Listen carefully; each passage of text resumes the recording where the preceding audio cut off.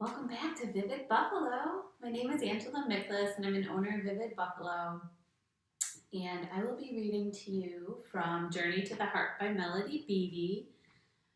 Um, this book is a really good book for daily meditations. I just took a peek at today's reading, and Melody Beattie is talking about a pretty big loss in her life, and it definitely helps to put things in perspective. So I'm excited to get to that in just a minute, and we'll take some time to sit in our physical space and ground and breathe.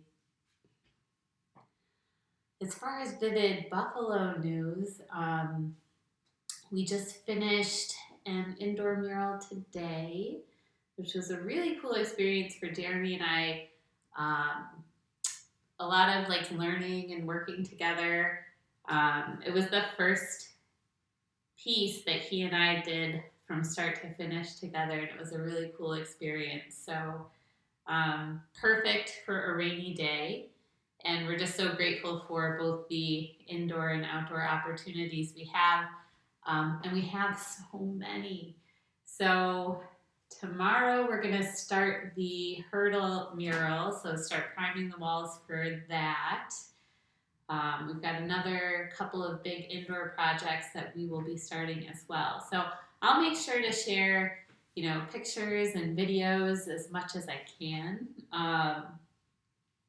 And I guess for myself and my experience with this, I hear all the time people saying, I'm not an artist. I couldn't do that.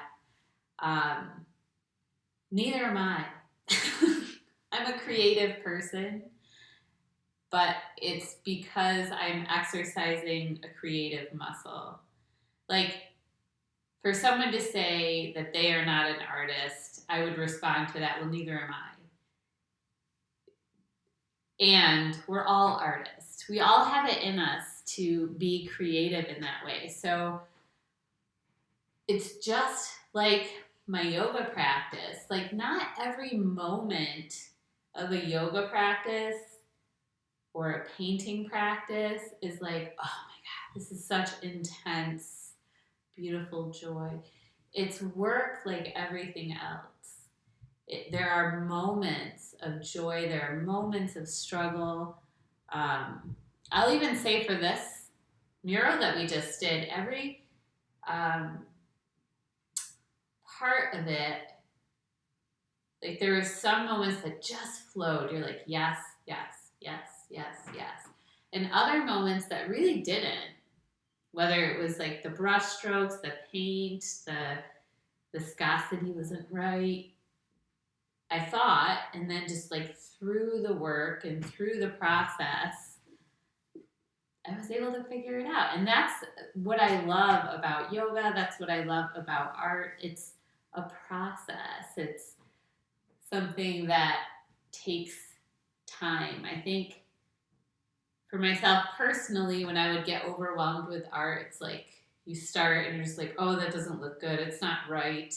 I'm not good at this. And like you give up on yourself and then you just don't get back to it because it's one of those things like fear of failure. But in this case, it's just one of those, it's like a learning opportunity every moment and an opportunity to be grounded and mindful. So a lot of times when things aren't working out, it's like, it's when your mind is getting busy and struggling with what you're up to. And if you find yourself lost in that way, ground and breathe and get back to that mindful place. And that's where the joy comes in. So, at least for me, that was my experience. And it's been a lot of fun walking this journey and, expanding my own personal creativity and creative practice. So, that's some pretty big, vivid Buffalo news right there. Um, so, yeah, on top of it, we're expanding the retail. I'm actually wearing some of the joggers right now. but we're putting in order. I want to do some fall colors. I want to do some black and white with our, vivid buffalo face. So I'll probably be working on some designs tonight and get those off to the printer. So we've got that going on. Working on, our presence at the climbing center and getting some classes up and running.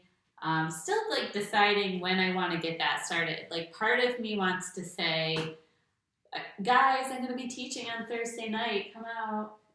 And then part of me just wants to like wait until September and we have all these projects like under, our belt. So it's like by September, definitely.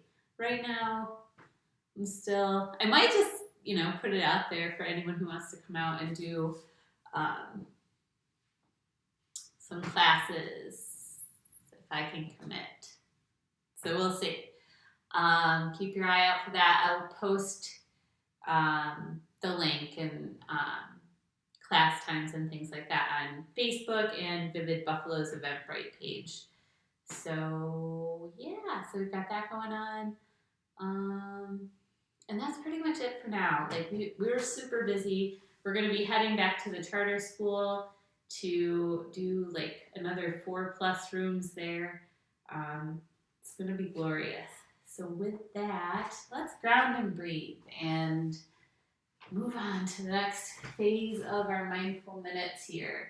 So wherever you are, ground. If you're standing, press through all 4 corners of your feet. And if you're sitting down, start to ground through your sit bones. And I can even do that in my swing where I'm going to sit up and then I press back into the sit bones.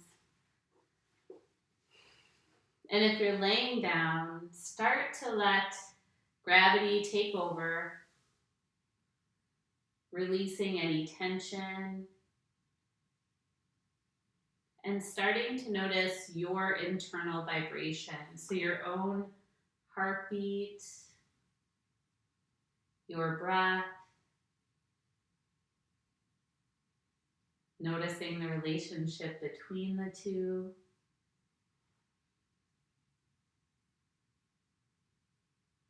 And once you get to that place, start to soften. So softening through your face, releasing your tongue from the roof of your mouth.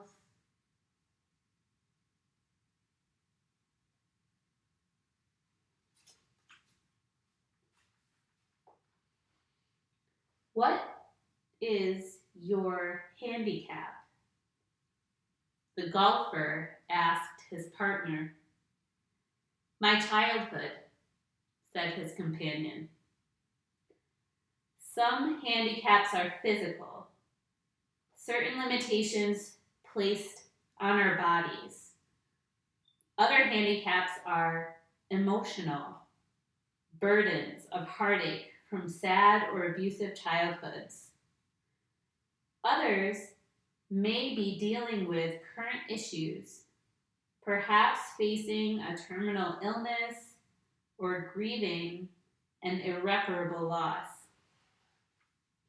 After losing my son, I found myself at a point where I simply could no longer stand the agony of waiting for my pain to disappear. I knew that all my life I would miss him, and I became absolutely despondent.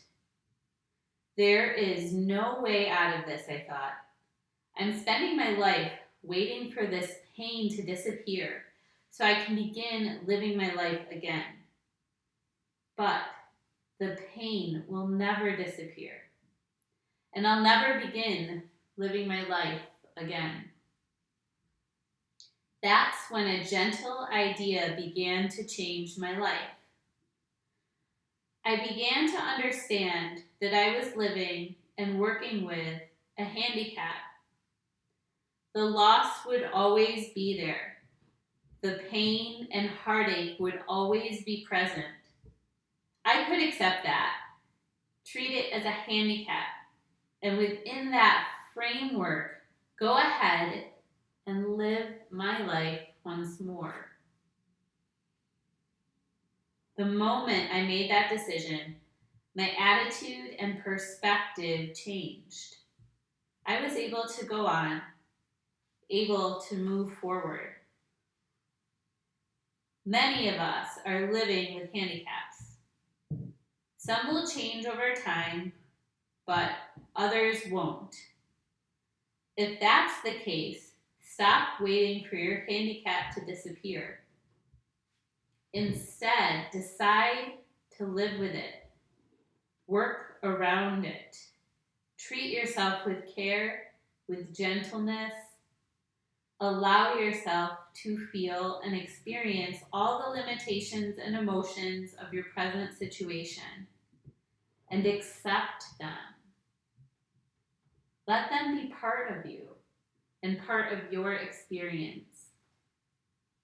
Despite living with a handicap, go ahead and treat yourself to life.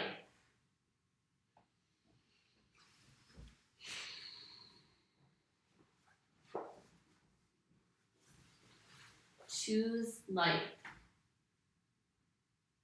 regardless of the circumstances.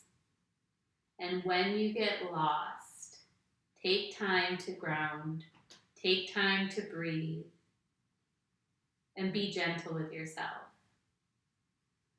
More and more personally, I'm understanding how to experience my feelings, my emotions as the witness, and notice when those things come up and be gentle with myself. I don't have to react to the feelings. I don't have to control or try to push them away. I just take time to notice and take time to feel.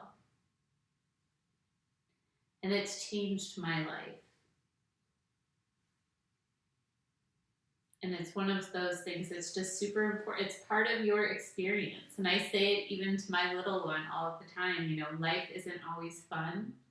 And sometimes it's boring and sometimes it's sad. And that's life. We've got to experience it all. So with that, my friends, take a deep breath in. Exhale, let it go. And have a fabulous rest of your night. See you tomorrow.